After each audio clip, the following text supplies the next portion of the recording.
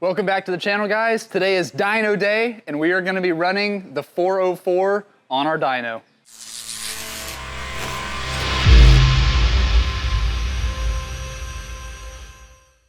If this is your first time to the channel, welcome. Glad you're here. The engine we have on the dyno today is the personal engine that I used to race in my red C5 at the Texas Mile. I brought it into the shop, we did a full refresh on it, changed the rods, changed the pistons, updated the cylinder heads, and now it's time to see how much power it makes.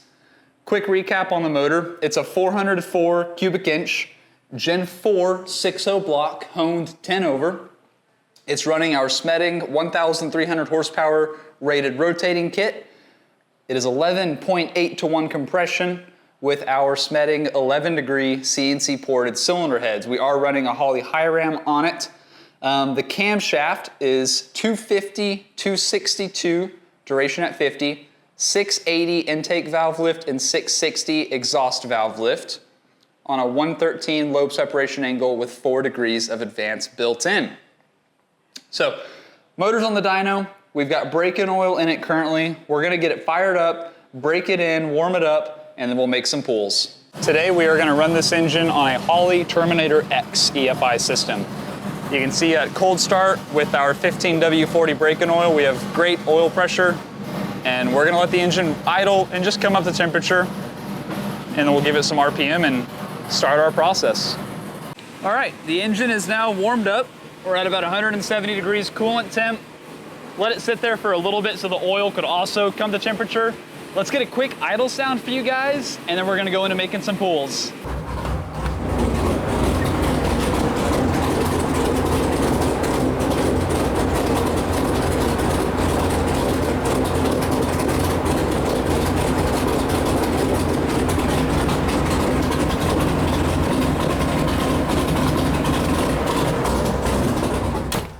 For this first pull, we're gonna go from 3,000 to 7,000 RPM.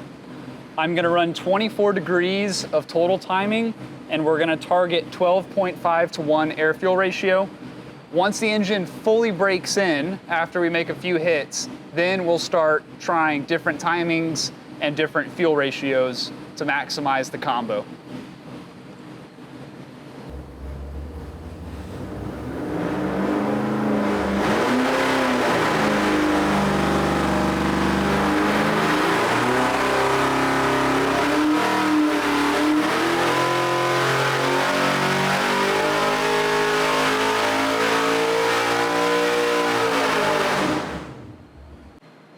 All right, that first pull was from 3,000 to 7,000 RPM. You can see that we're obviously still climbing pretty strong at 653 horse. On this next pull, I'm gonna shift it and pull from 3,500 to 7,500.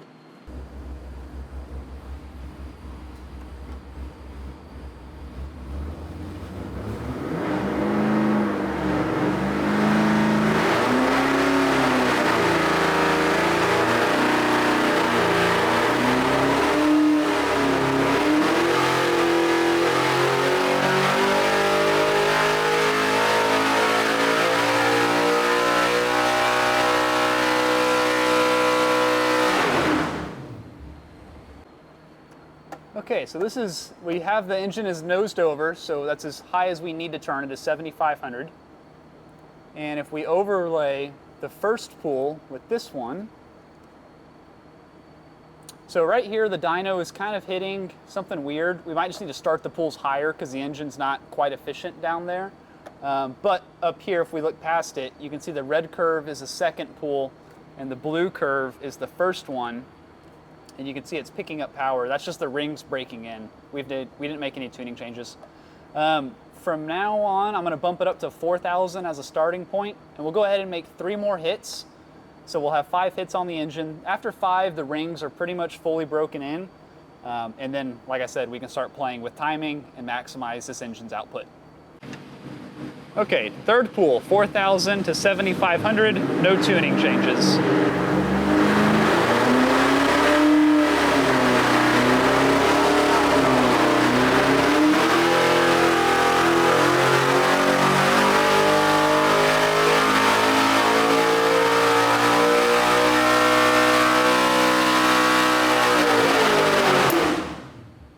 right, third pull, we're at almost 670 horsepower.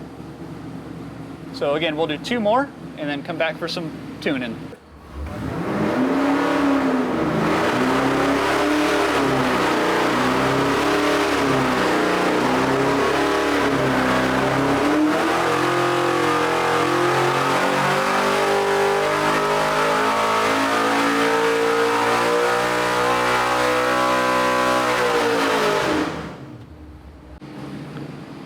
Okay, last pull before we turn it up.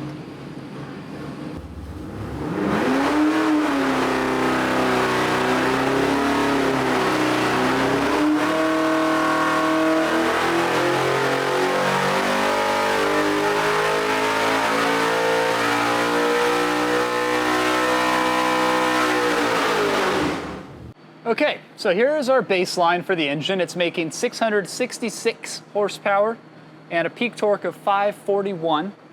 First thing I'm gonna do is add 2 degrees of timing, so we're gonna go from 24 to 26 degrees. Okay, first pull with 26 degrees.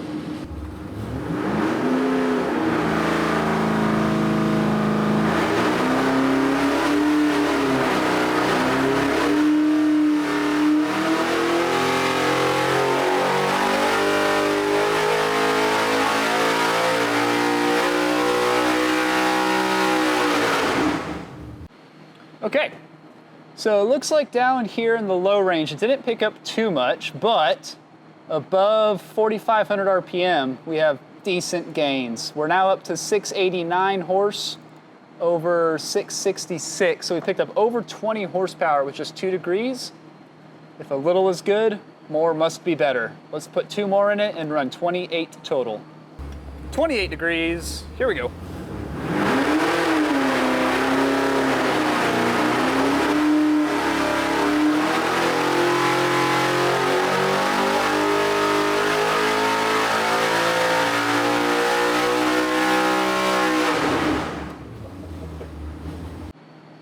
Okay, so we did pick up power across the board again with our timing adjustment. Not as much as going from 24 to 26, so we are approaching the limit of this engine's, I think they call it base mean spark, or anyway, we're approaching the limit of spark knock with this compression ratio and fuel. So I'm gonna put in 2 more degrees. I don't like doing 1 degree adjustments on NA engines, it's just kind of pointless. We'll just jack 2 degree steps. And let's try 30 total and see if we can break that 700 horsepower mark. 30 degrees in the motor.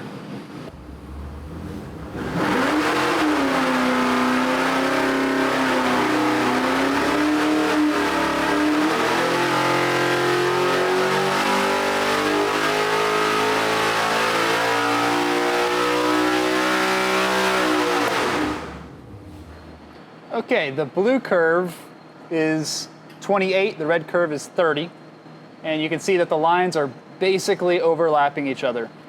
30 degrees did pick up a tiny bit. I'm talking 2 or 3 horsepower above 7,000, but at peak torque, it lost power because it's too much timing. So for the sake of this test, we're gonna take a step back to 28. And then for the next pull, we will change it from 12.5 to 1 AFR to 12.8 to 1 AFR and just see if leaning it out a little helps to pick up a little bit more again.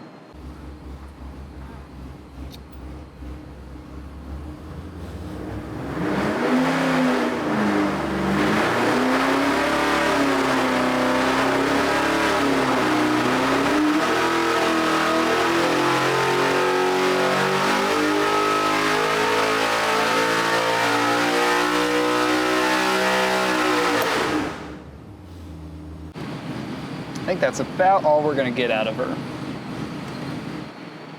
And there we go, the final number out of this combination, 708 horsepower, 567 torque. Not bad for a pump gas hydraulic roller LS with a wet sump oiling system.